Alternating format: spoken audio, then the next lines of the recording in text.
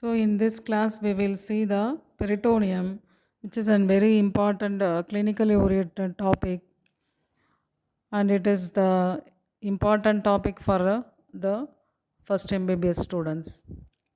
What is peritoneum? Peritoneum is the largest serous sac which lines the abdominal parietes, and it is reflected over the viscera to invest them partially or completely. So, the peritoneal cavity consists of parietal and visceral layers which are separated by a potential space, and it is filled with the capillary layer of fluid, that is the peritoneal fluid.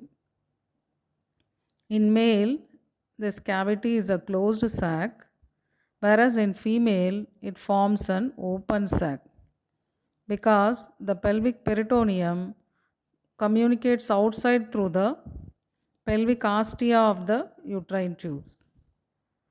The parietal peritoneum is developed from the somatopleuric layer of lateral plate mesoderm, and the visceral peritoneum is developed from the splanchnopleuric layer of lateral plate mesoderm. So, we will start with this class with this introduction. Peritoneum is the largest serous sac, and it consists of two layers, parietal and visceral layers. Peritoneum consists of two intercommunicating sacs, greater and lesser sac. So it is divided as if like two sacs. One sac is larger, that is greater sac, and the other sac is the lesser, and it is called as the lesser sac. Lesser sac or omental bursa. Where is it? It lies behind the stomach and beyond the stomach. So, this lesser sac communicates with the greater sac on the right side through the epiploic foramen. Do you know why it is called as epiploic foramen? Epiploon, Epiploon means omentum. So it is otherwise called as the omental foramen.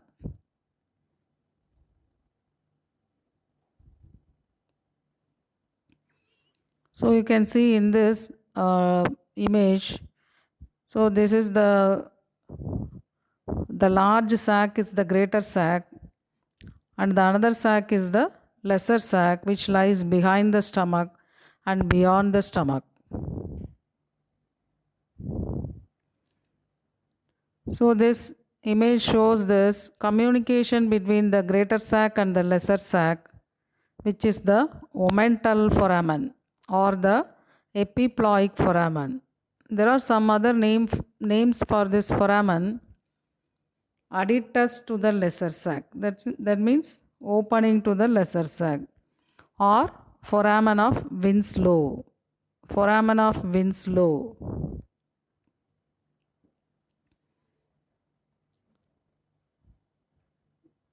This some peritoneal folds intervene between the greater and the lesser sacs. They are the lesser omentum, greater omentum, transverse mesocolon, mesentery, gastrosplenic, and lienorenal ligaments. Omentum or omenta means one part of the peritoneal fluid should be attached to the stomach, then only it will be called as omenta. Omenta are peritoneal folds which connect the stomach with the other abdominal organs. Mesenteries are peritoneal folds which suspend the gut from the abdominal parietes. So it is mesentery means it is connecting the gut. If it is small intestine, it is called correctly as mesentery. If it is large intestine, it is called as mesocolons, like sigmoid mesocolon, transverse mesocolon.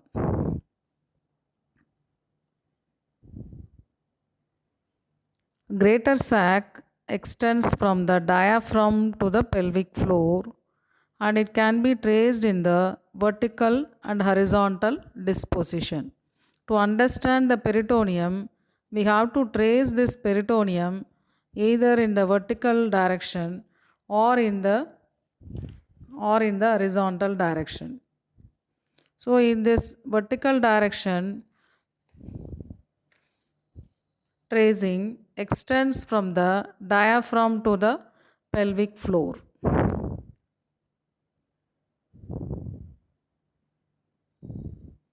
Now we will start with the vertical tracing of the greater sac. Now we will start with the umbilicus, and this tracing should end with the umbilicus again. So starting from the umbilicus, the parietal peritoneum lining the anterior abdominal wall forms close to the midline a sickle-shaped bilaminar fold called as falciform ligament. This posterior free margin of this falciform ligament will be called as ligamentum teres hepatis, which is the obliterated left umbilical vein. So we have started with the falciform ligament. Falciform ligament is a sickle-shaped bilaminar fold, and its free margin is called as the ligamentum teres hepatis. So this, if you start with the umbilicus in this diagram, that is the falciform ligament. So falciform ligament has a free margin in this diagram. What is that free margin? It's the ligamentum teres hepatis. This falciform ligament reaches the liver. Then we have to now trace how it is reflected over the liver. Starting from umbilicus, one ligament to the liver. So in this diagram, in this dissection image, you can see the falciform ligament has reached the liver. So reaching the liver, it divides into two layers, right layer and left layer. So that is, on reaching the liver, it divides into right layer of falciform ligament and left layer of falciform ligament. So we have to trace these two layers separately, right layer and left layer.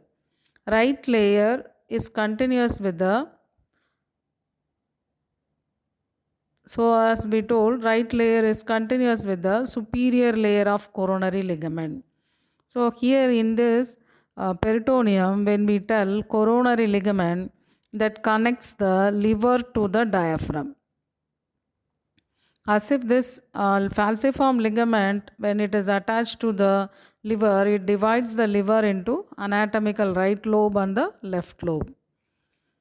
So this right layer is continuous with the superior layer of coronary ligament, and left layer is continuous with the anterior layer of left triangular ligament.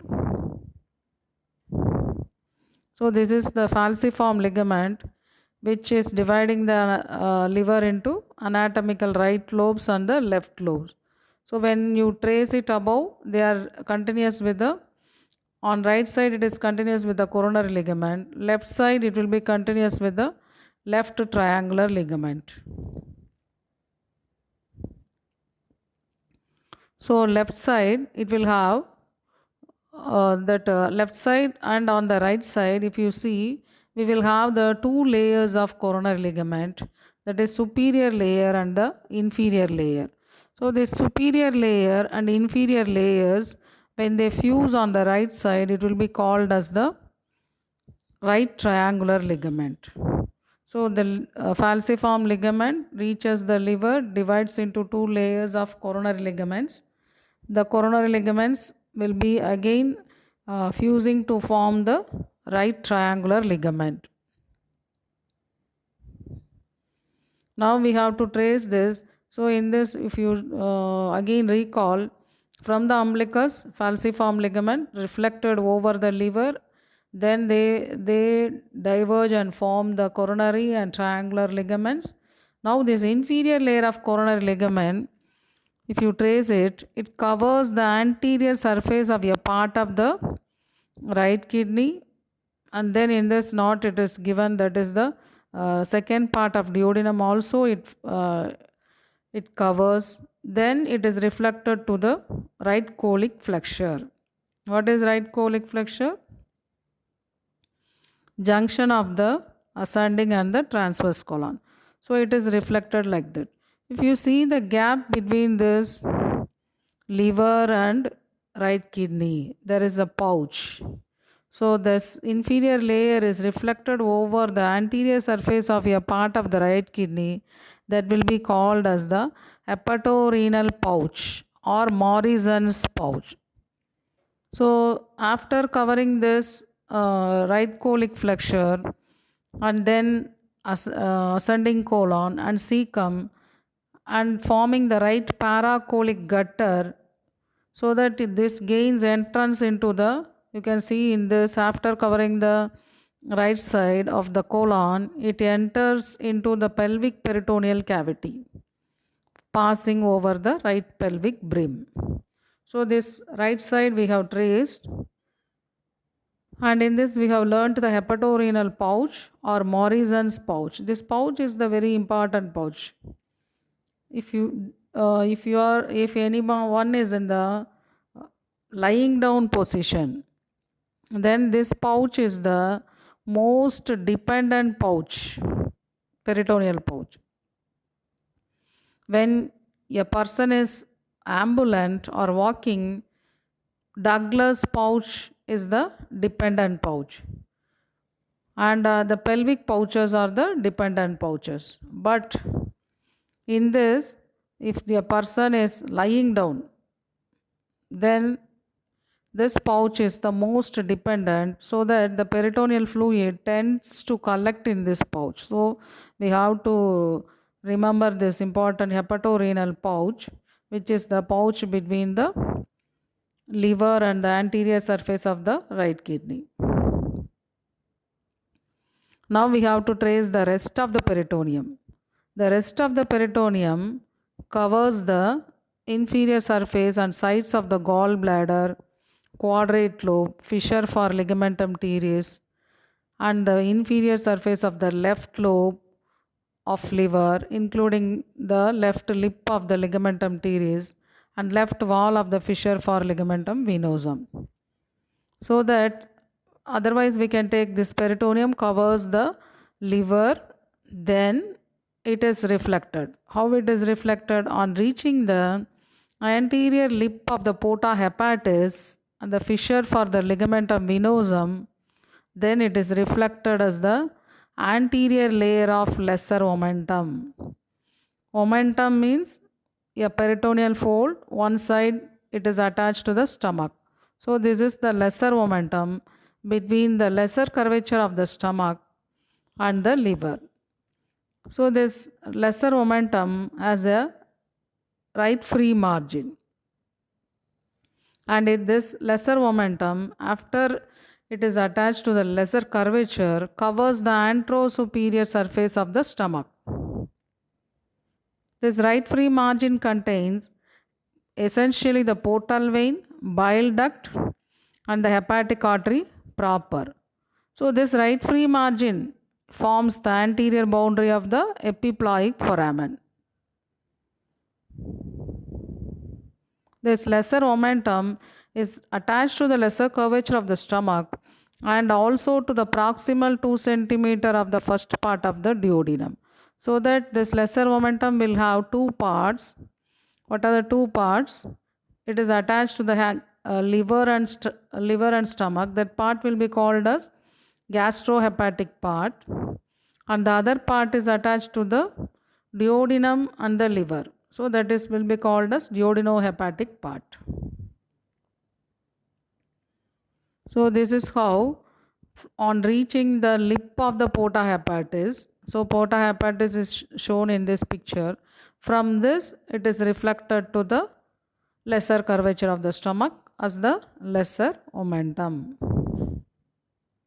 So here you can see, after covering the liver, the left layer of the falciform ligament is reflected to the lesser curvature of the stomach, that is called as lesser omentum. It has a right free margin, so that this right free margin contains the hepatic artery, portal vein and the bile duct. This right free margin forms the anterior boundary of the epiploic foramen.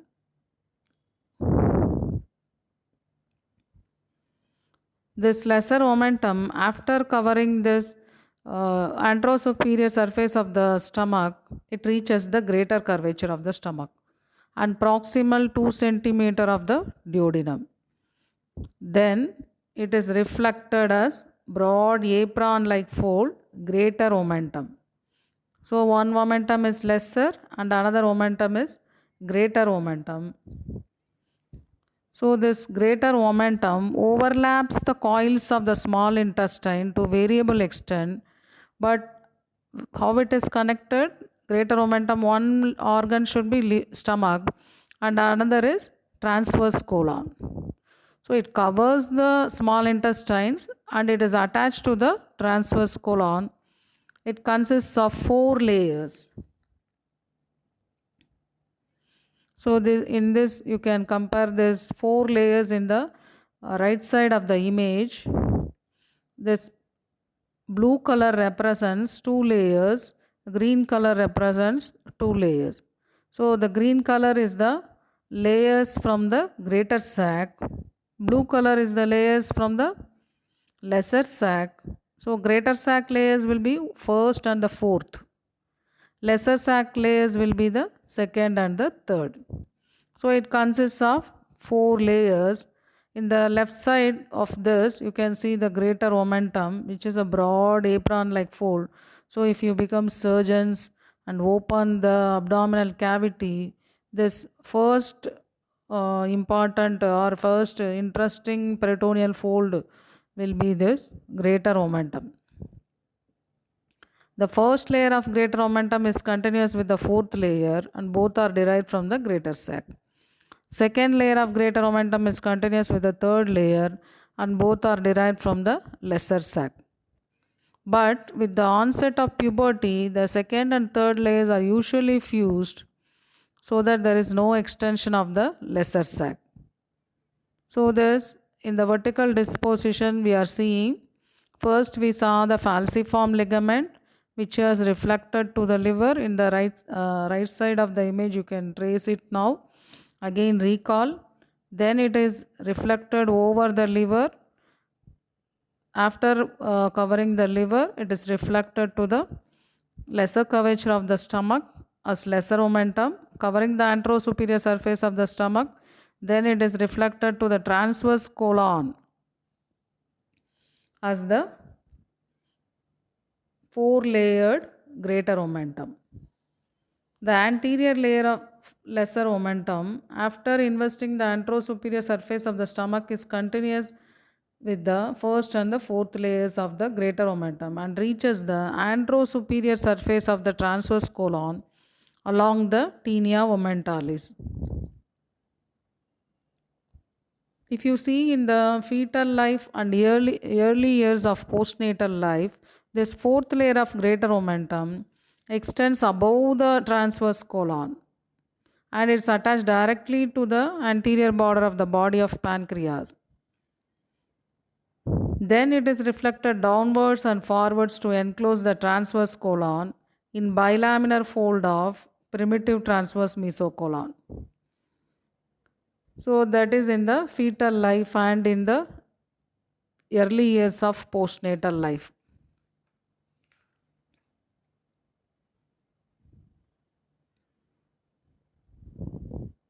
So now we are tracing this peritoneum up to the transverse colon we have completed. After this transverse colon we have to continue.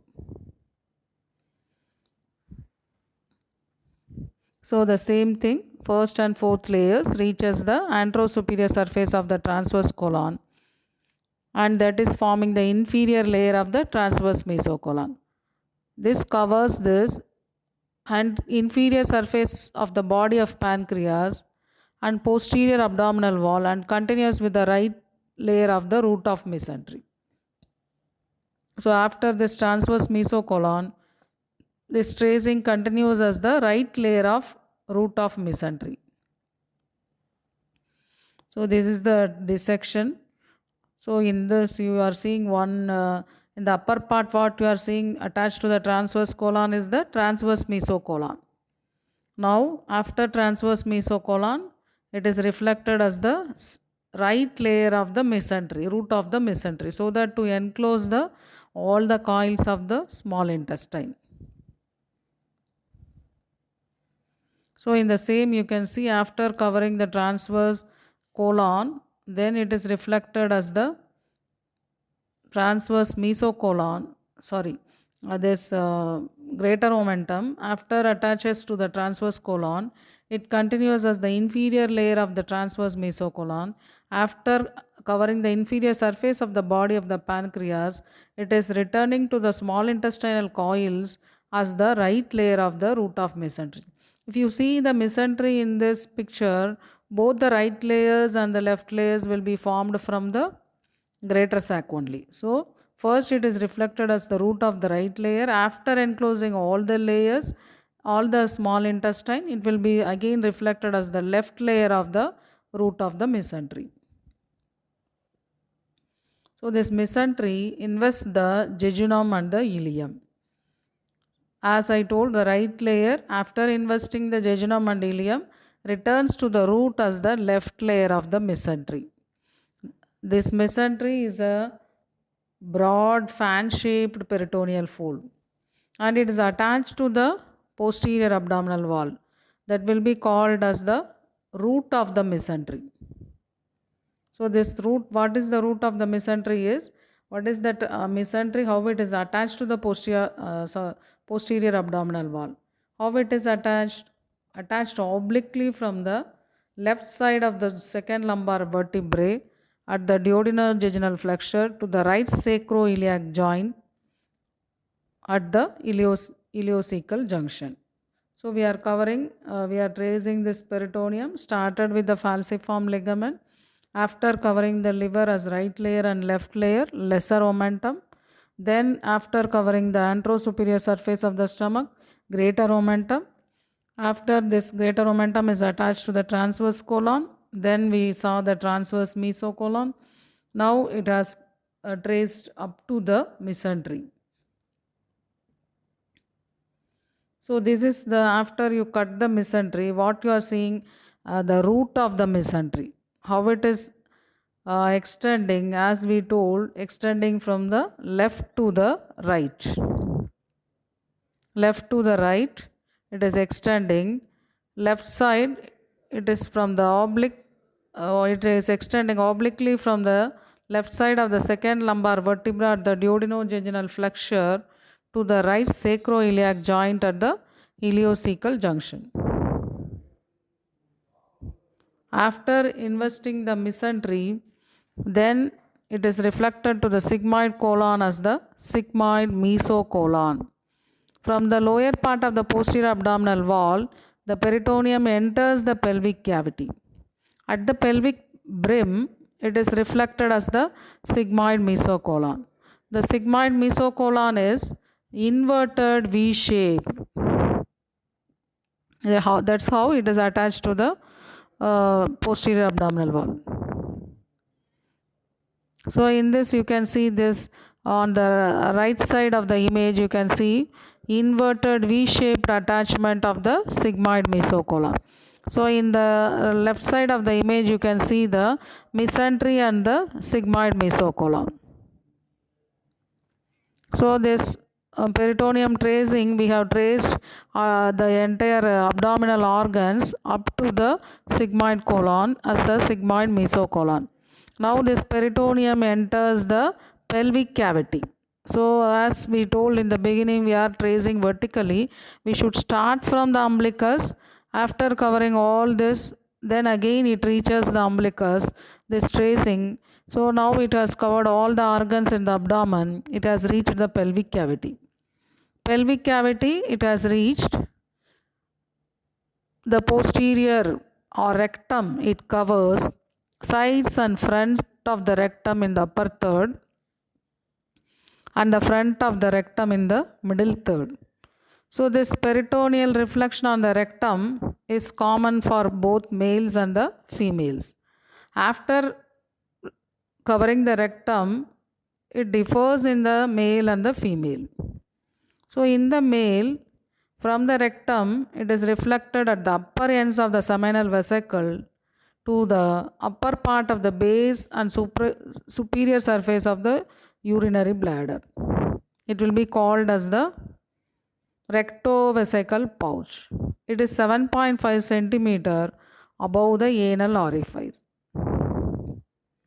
So in this you can see the posterior rectum. After covering this upper third, it is covering front and sides. In the middle third, it is covering only the front.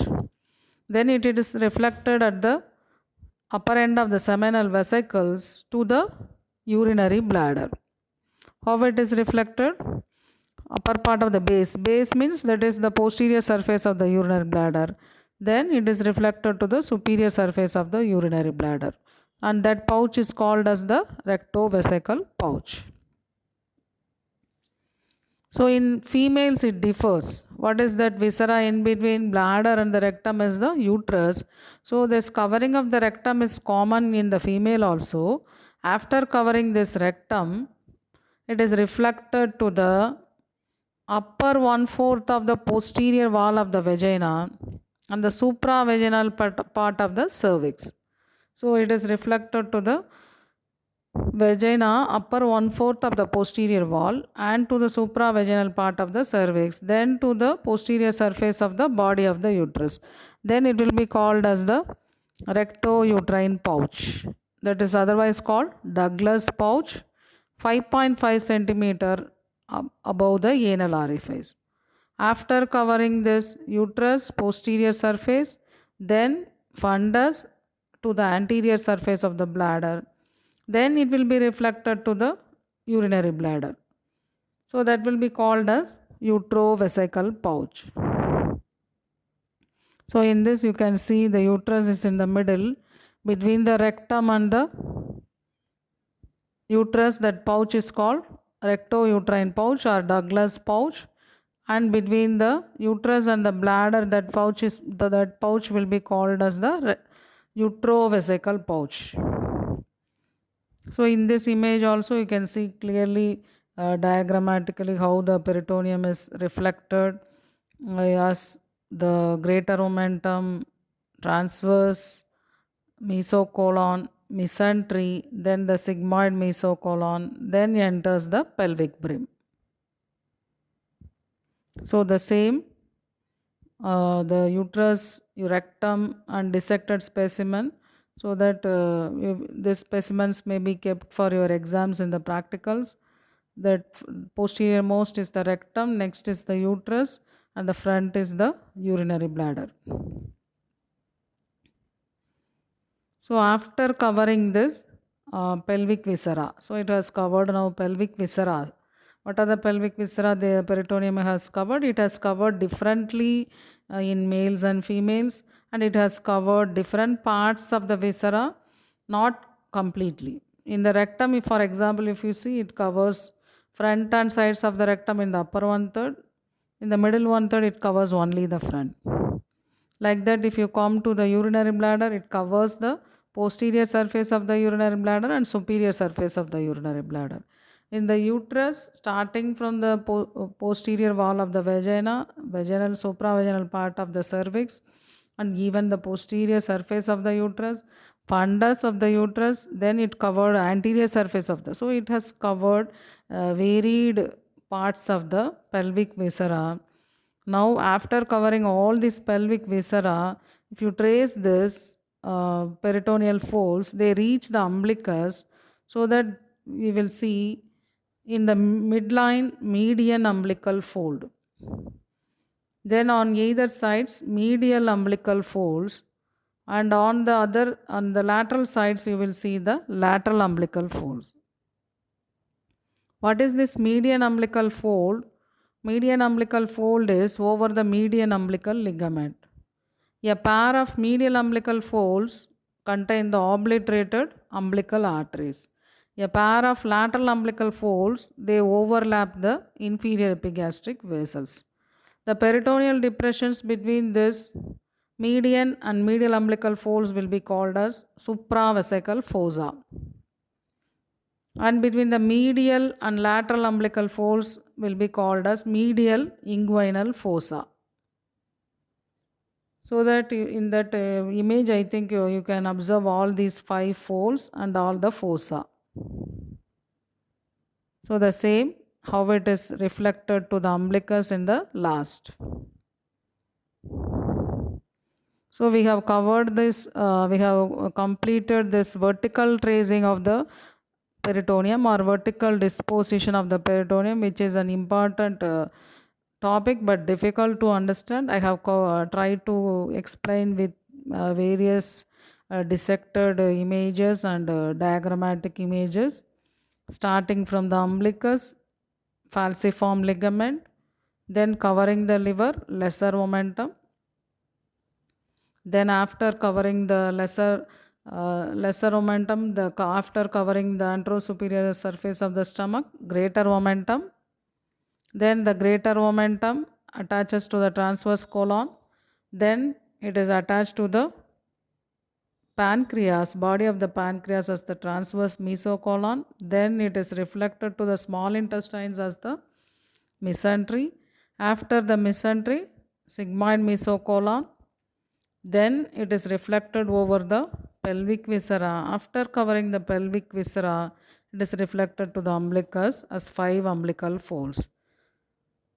And the 5 umbilical folds are the median umbilical folds, medial umbilical folds, and lateral umbilical. Actually, this class is mainly vertical disposition of the peritoneum, and mainly this class covered the greater sac, and the lesser sac should be covered in the other class. What are the important short notes in this class is the hepatorenal pouch, Morrison's pouch otherwise called as, then Douglas pouch or the rectouterine pouch, and epiploic foramen, and lesser momentum, greater momentum, all this may be asked as short notes, transverse mesocolon, sigmoid mesocolon. So all these are the short notes. The remaining this lesser sac and the remaining parts of this continuation of this class we will see in the next class.